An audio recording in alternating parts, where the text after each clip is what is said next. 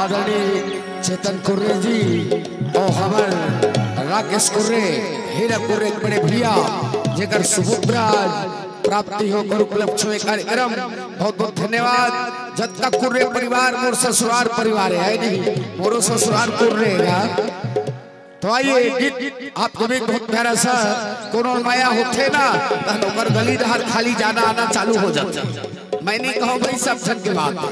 चलिए गीत सुनता बहुत प्यारा सा। तोरे गली के आना जाना मावो अरे रत्ता पर अरे रत्ता पर काय करबे कुशल भैया हमारे मयारू बड़ा मयारू बिंदु वाले तबियत थे अब नहीं सहाबरानी जल सकत है सहाबरानी जल सकत है रोज रोज के आना जाना सबकी आंखें फूटत सबकी जीवन जरत से अपने सहाबरानी जल सकत है अपने सहाबरानी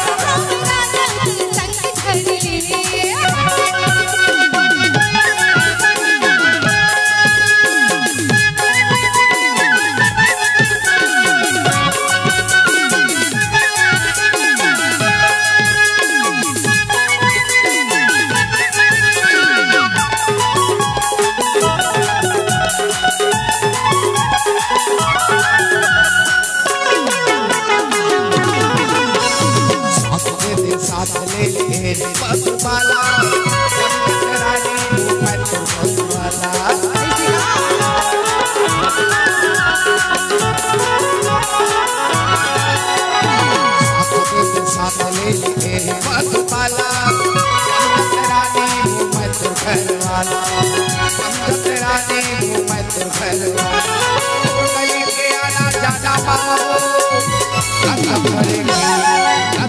सकत अब नहीं सहाबरानी जल सकत है सहाबरानी जल सकत है